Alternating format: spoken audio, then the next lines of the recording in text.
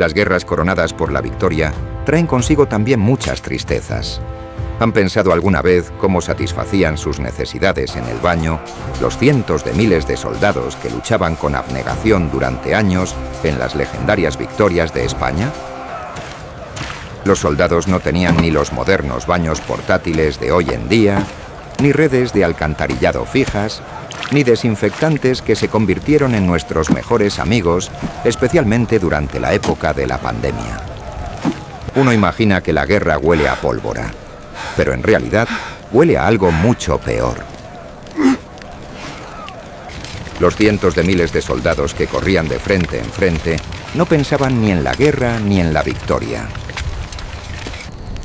Los soldados que aún vivían la alegría de seguir con vida soñaban con volver a casa con esperanza, con las comidas que tanto añoraban y, lo más importante, con un sueño cálido y tranquilo. Y en el frente, pensaban en dónde satisfacer su necesidad de ir al baño.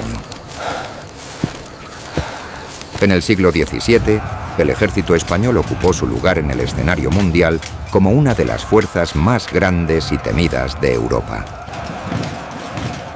Sus tercios ganaron batallas en Italia, en Holanda, en Alemania. Durante generaciones, los soldados cruzaron el continente entero siguiendo la cruz de Borgoña. Pero hay una pregunta que casi nunca se ha hecho. ¿Cómo ganó todas estas victorias un ejército de 100.000 personas? Un ejército de esta magnitud no es solo una fuerza de combate, es una ciudad en movimiento. Una ciudad sin alcantarillado fijo, sin pozos fijos, sin calles señalizadas. Una ciudad que se construye cada noche en un campo distinto y que desaparece al amanecer. Y si esta ciudad no se organiza con una precisión casi obsesiva, no muere por las lanzas enemigas. Se pudre desde dentro. Disentería, tifus, fiebre de campamento. Los médicos de la época les daban distintos nombres, pero los soldados usaban uno más directo: la enfermedad de Flandes.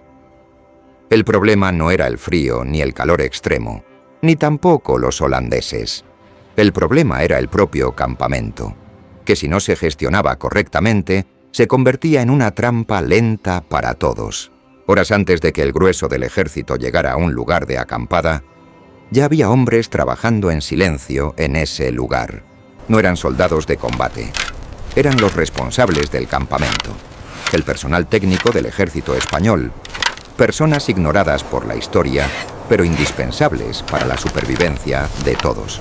La primera pregunta que hacían al llegar a cualquier terreno no era si el área era defendible.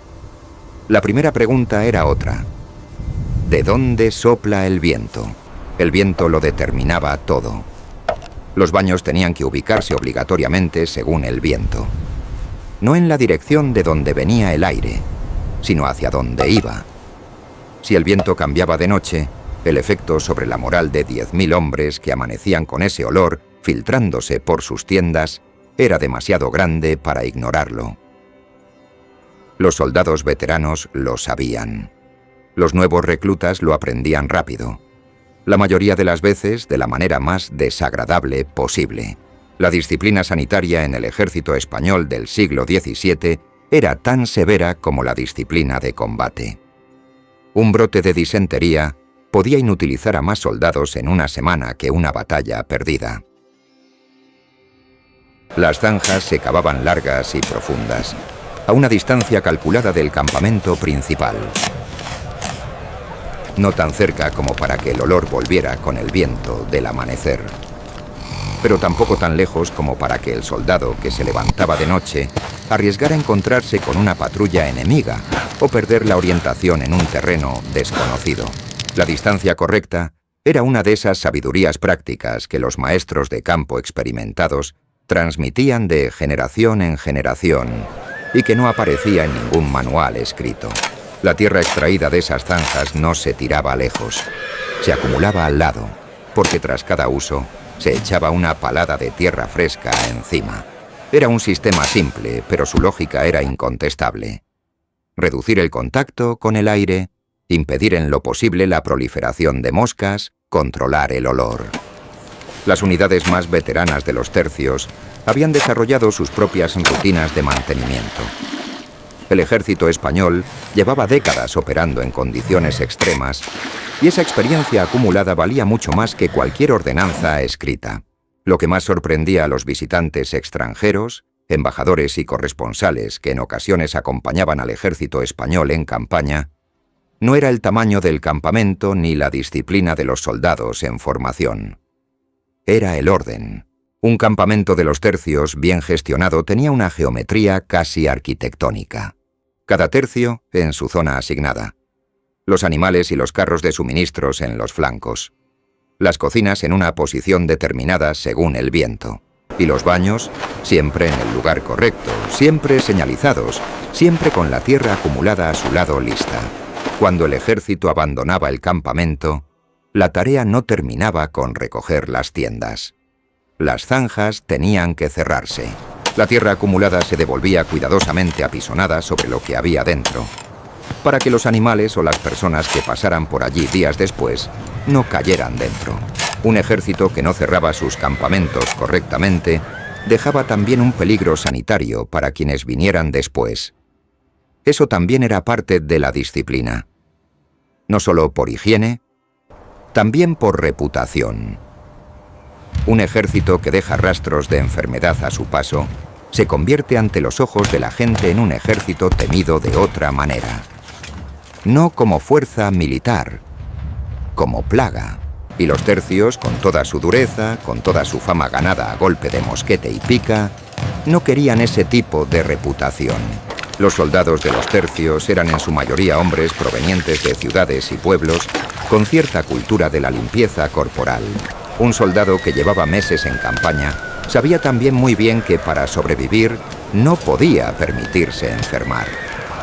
Y no enfermar dependía en parte de dónde y cómo satisfacía sus necesidades cada día. Las revueltas del ejército de Flandes tenían muchas causas. El sueldo que no llegaba, la comida que escaseaba. Cuando la disciplina se rompía del todo, cuando el sistema dejaba de funcionar, el campamento se volvía un lugar insoportable mucho antes de que llegara la enfermedad. El olor, la suciedad visible, el desorden, minaban seriamente la moral del soldado.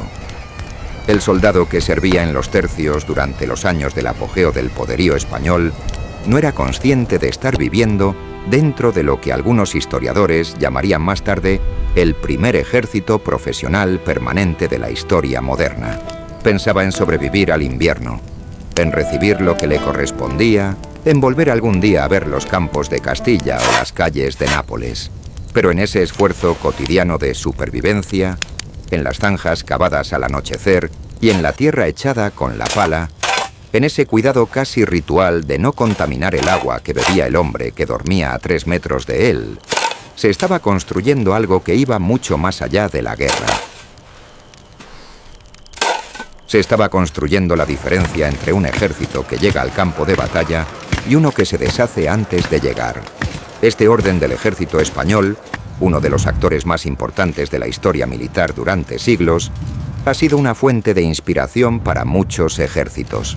Si también quieren seguir las historias del ejército español, que raramente se encuentran en las páginas de la historia, no olviden suscribirse a nuestro canal y dar like a nuestros videos.